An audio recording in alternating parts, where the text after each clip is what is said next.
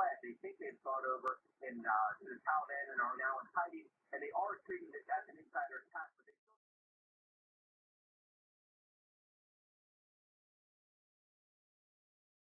The mound builders in New England, artifacts, burial sites, and skeletal remains. So I began to study these structures, and I couldn't figure out. I said, I know that Native Americans did some stonework, but they claimed that there was another race around also. So just looking at the evidence, I'm trying to figure out what I believe is a reasoned argument for who was here and who was building these things. So what I found was mound builder artifacts, burial sites, and skeletal remains, the Adena remains in New England. The burial sites and earthworks, I must say, there are earthen mounds. Ossipee, New Hampshire, there's a massive earthen mound that was discovered after the Revolution. 8,000 to 10,000 skeletons in concentric rings over generations buried around a common center. Sophisticated culture, thousands of years old. And you find burial mounds and mound builder artifacts all around here. In Brookfield, an Adena burial site, and the Mass Archaeological Bulletin.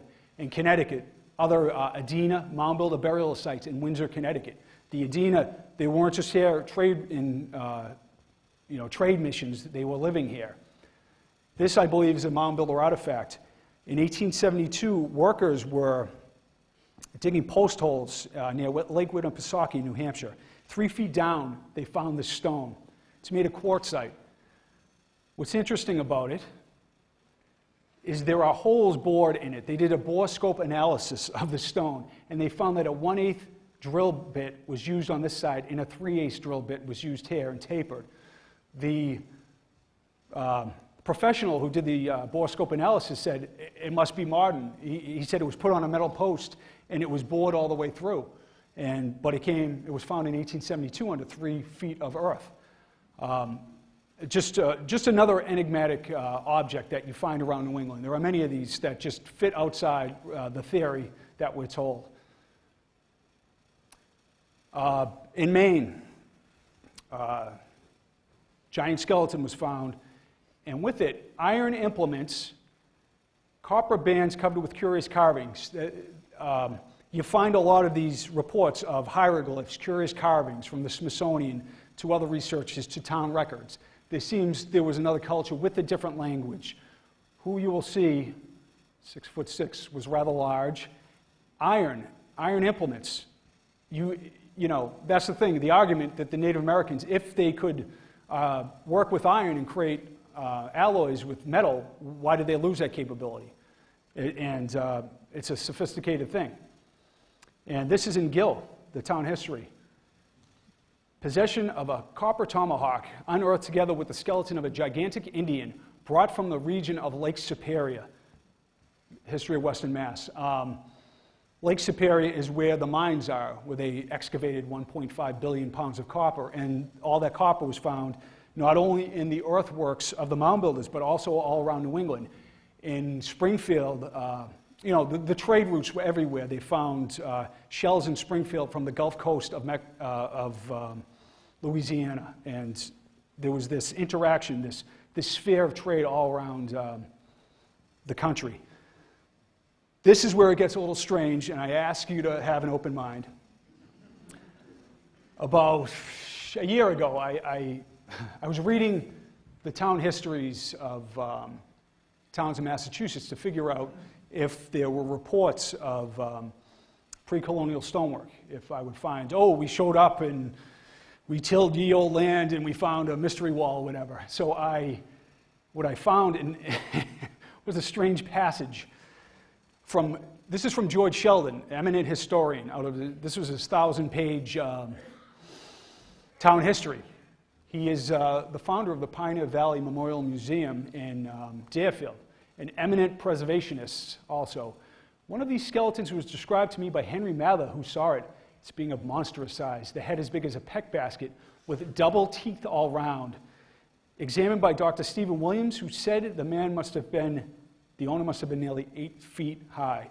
So, I read that, and I just kind of made my head spin, and I told my brother, and he said, "You got to put that in one of your articles." And I said, well, I said, it's crazy. What does it mean? And I did, and I got some feedback where some people were questioning, like, oh, this is crazy, or this is hoaxes, or something like that. So that irritated me and got me motivated to get to the bottom of what was going on. Why, giant skeleton, 8 feet high? That's ridiculous, you know? Double row of teeth? We'll get to that part. So what was in the mounds when the Smithsonian and others excavated? The eyes of that extinct species of giant whose bones fill the mounds of America have gazed on Niagara as our eyes do now. Abraham Lincoln. He was parroting what everybody knew at the time, that there was a race that built these structures that was giant in stature.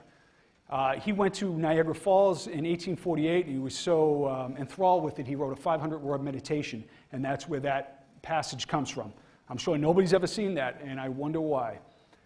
So, the New York Times has hundreds of newspaper headlines about what they found at the time. Over 9 foot high skeleton found, 9 foot in a Wisconsin mound. This one is 10 foot 9. This one is very interesting. Warren K. Moorhead. Moorhead was an archaeologist, one of the most famous ones at the time, and he unearthed maritime archaic burial sites in Maine. And they say his career was ruined because he theorized that one day they would find bones of the maritime archaic that were very old. Excuse me. And they would find them up in Nulliac Cove in Labrador and the northern climates. He was proven right 70 years later, but I have a feeling his career was ruined more because of this and less because of that. He started to find giant skeletons in copper armor, things like that in the mounds, all documented. And Moorhead he found an 8 foot, I'll get to that story, I don't want to get ahead of myself. But anyways, this is what we found in Tioga Point, Pennsylvania. 68 skeletons averaging 7 feet with many much larger. Specimens sent to the American Investigating Museum in Philly. Later, the museum claimed they were stolen and have never been seen again. That's a shame. So you get these reports from Scientific American, American Antiquarian, the Smithsonian Records, New York Times, Town Histories. I have amassed now nearly 1,000 accounts of giant skeletons in ancient America. There are other authors who write books about these things, and you will see that it is a lot more well-known than one would think. So the Native Americans talked about massive cemeteries filled with giant skeletons. They were dismissed as crazy myths. Scientific American, a tradition of giants. That doesn't sound like an isolated case, a tradition. The Smithsonian, this is one of the they have many accounts of 7 and 8 foot skeletons in their records in the ethnology reports from 1890 to 1894. One of the largest ones, 7 and 8 feet. My editor, Wayne May, Ancient American, a lot of articles are printed in this magazine about what we're talking about. This particular one was about 3 over 8 foot skeletons found in a Kentucky. The article was reprinted from 1873 in a Kentucky cave. This is the San Diego giant 8'4". I know it looks fake, but this is real. 3 scientists from the Smithsonian showed up. These guys were displaying this like a sideshow act at a World's Fair, some fair in San Diego. They found it 8'4" in a cave. Smithsonian agents, they examined it, they determined it was authentic. They did tests on it, they bought it for $500, and we haven't heard from it again. The Smithsonian has 18,000 skeletons of mound builders and Native Americans that nobody can look at. Yes, this was called the largest skull in the world in Texas, found by WPA workers in the 30s. Right there. They unearthed other large bones there. So, Carolyn Spark, head of the records at Texas Archaeological Research Lab, said, the particular specimen that you ask about, the large skull found at the Morehouse site in 1939, is noted in our paperwork as missing from the collection and has been for some time. This is the norm. When you investigate these things, when you talk to people, where are the skeletons? Unfortunately, a lot of times, there are some around, but a lot of them go missing. 10'9". This was found by the sheriff in Wheeling, Virginia. Another thing, you know, reputable people found these things. Chief justices, judges, doctors. And doctors would always be brought in to look at these remains. They would measure them. The townspeople would be astounded. It would be in the records, you know, as if, and they would say, like, as if never to forget on this day, you know, this 9-foot skeleton was found, and there were people gathered round at the enormous creature from the Stone Age, or however they would speculate about it. So it's not, you know, it is a well-known thing. The Lovelock skulls. Bat guano farmers in the 20s found a series of 8 and 9-foot mummified giants in Lovelock, Nevada. The skeletal remains went to, part of them went to the Humboldt Museum. Barbara Powell, the curator there, sent back an email saying, yes, in fact, we have some of the Lovelock skulls, the giant skulls. David Hatcher Childress, the researcher, showed these on the History Channel. It's in a back drawer, but it was on a History Channel special, and he showed the specimens. This is interesting. This is a site off Santa Rosa Island. Ralph Glidden works for the Hay Foundation as an archaeologist. He spent 10 years here, and he unearthed 3,781 skeletons. The largest was 9'2". The average was over 7 foot for 10 years. And here is the, right there, and this is courtesy of Santa Barbara Museum of Natural History, over 7 feet tall. And this is the double rows of teeth. When you read these reports, you find double rows of teeth, unusually thick jaw, unusually thick skull, jaw bones that can fit over the size of a large man. Just very strange skeletal remains that speak of a different race altogether. So this was found in Clearwater, Minnesota. The highly unusual skulls had double rows of teeth in both the upper and lower jaws. These reports are widely dispersed. This isn't just one guy who doesn't know what he's talking about. This is everywhere, hundreds of them. So after I went and I found the 8-foot double rows of teeth report, I went to the Pioneer Valley Museum to see if they knew anything about Sheldon and him finding these remains. So I went to the PVMM, and I spoke with them. I sat down, I went through the records, and the nice gentleman there said, you may be interested in this. It is the scrapbook, the archaeological scrapbook of George Sheldon. And this was my Da Vinci Code moment. I just knew what I was going to find. And I had this, it was amazing. I had this electric shock ran through my body. It was quite a happening. So I opened it up, and what did I find? Sheldon, his entire scrapbook was filled with accounts of the mound builders, of theories about the race that they were, about a lot of conjecture about that they were a different race altogether. I'm sorry, let me interject here. The Smithsonian erroneously concluded in the 1890s, John Wesley Powell, of Grand Canyon exploration fame, he was the director of the Smithsonian. And for whatever political reason, maybe for a land grab, I don't know what was happening at the time that would account for this. And there's a lot of like Old Testament stuff mixed in the 1890s. There was undercurrents that formed opinions at the time. So Powell concluded that Native Americans, that mound builders were the ancestors of the Native Americans, and that was the end of the story. So that was put out, and that's what the rule that was to be followed. So everything else seemed to be buried and funneled into that really narrow passageway. So what you find here is Sheldon kind of railing against that theory. And then what I found was giant skeleton reports in his book, The Gill Skeleton. They found a giant skeleton in Gill. Mr. Sanderson gave the remains to the museum. I mean, to the museum. 7 and 8 foot skeletons in Ohio. There's reports of giant skeletons all throughout Sheldon's book, Northfield. The catalog of curiosities and relics.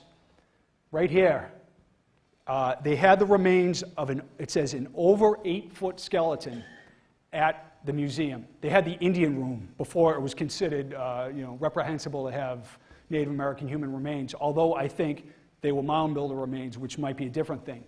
But anyways, they had giant skeletons from Northfield, Gill, and an over 8-foot one from Ohio that they reinterred sometime in the century. So that existed. It's in the records. They had it on display for many years, starting in 1883, which is very strange. So I read about 10,000 pages of historical, about town histories in Western Mass, and then I'm a technological neophyte, so I finally figured out I can use Google Books and do keywords, and it got me, I know, it's pathetic. So what I found was, this is from Sheldon's book, 7-foot skeleton, double rows of teeth, skull of remarkable thickness in Hadley. This is in Turner's Falls, 7-foot skeletons. History of Montague, 1910. 7-footers. This is in Rockingham, Vermont. The jawbone was of such size that a large man could easily slip it over his face, and the teeth, which were all perfect, were double. This is interesting. I'm looking into this and try to find if the skeleton still remains. The bones of this giant were of remarkable preservation. The skull is very thick. Teeth in both jaws are entire, all of them double. William Prescott of the city has preserved the largest skeleton. Boston Medical and Surgical Journal. That is not UFO magazine. That is, When the skeleton was measured, this is Middleborough, where I grew up. Dr. Morrill and others found it to be at least 7'8" with double rows of teeth in each jaw. Many more giant skeletons are found in Middleborough, actually. This is in Martha's Vineyard. Several giant ones were found. 7 feet high. An unusual feature was a complete double row of teeth, upper and lower jaws. This is what you find. You find the same curiosity, the same phrasings about these, we found, what the hell is this? Sorry, but, double rows of teeth. It just doesn't make any sense. And it is borne out in all these accounts. This was W.K. Moorhead, Warren Moorhead. He found 8-foot skeletons in Connecticut, the archaeologist I was talking about, whose career was ruined. He also found, this was in Bridgeport, Connecticut, earthen mounds there. In the Smithsonian 1891 report, it's listed in Bridgeport, Connecticut as having extensive earthworks in Bridgeport, Connecticut. So the mound builders had extensive earthworks in Bridgeport, and then you find 8-foot skeletons there also. Sorry to throw so much at you. The questions are, where are they, what's going on? This gives you a kind of a feel for what's going on here about the Smithsonian and their involvement in this. A large Indian mound was opened near Gasterville, Pennsylvania, by a committee of scientists from the Smithsonian. At some depth from the surface, a kind of vault was found in which was discovered the skeleton of a giant measuring 7'2", ornamented with a copper crown.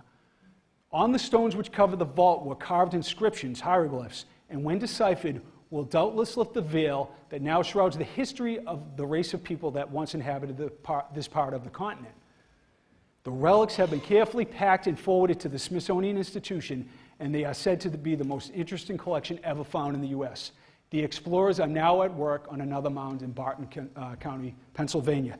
7'3", strange hieroglyphs that need to be deciphered. Copper crown, 130 years pass, and we've never heard this.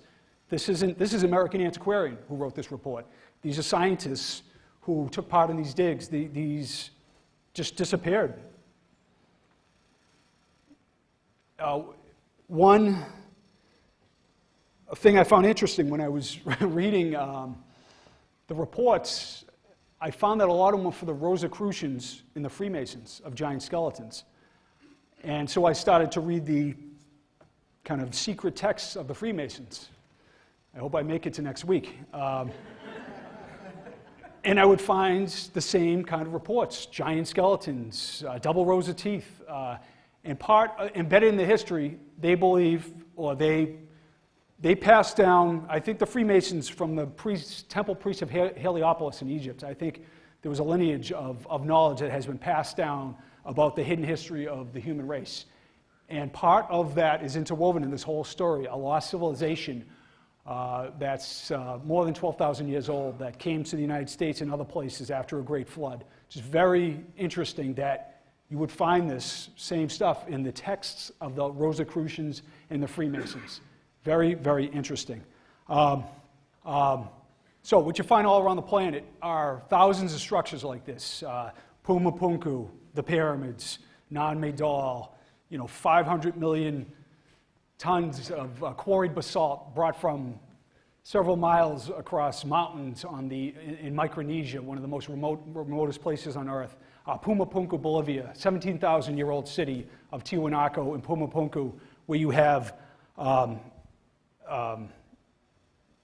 stone crosses dug into diorite, the second hardest substance on Earth. You would need CNC machines to do all the cutting, just things that boggle the mind. And we're told that we came from a semi-civilized state and now at the apex of civilization. Something is clearly wrong.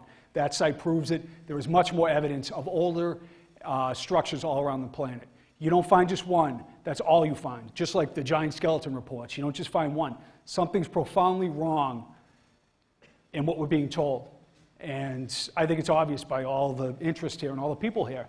You know you've been lied to, you're irritated, and you're sick of it, It could be the Fed, it could be the military-industrial complex, whatever it is. It's beyond parties. It's about humanity and wanting to create a civilization of love and connection versus fear and separation, quite honestly. And that's why all these systems that don't work appear to be crumbling before our eyes, which is a good thing. So, and I also, tonight, I'd like to thank my friends and family. We're all part of this whole research project, although I'm the one talking all the smack. We work together to do all this, and it's really nice to have support, and I'm thrilled that everybody's here. I think it's great. And, this is something we can all take part in. Don't believe what you're told. Get out in the woods. Do whatever you want to make this reality more known. And I'll take questions, but I thoroughly appreciate everybody coming here.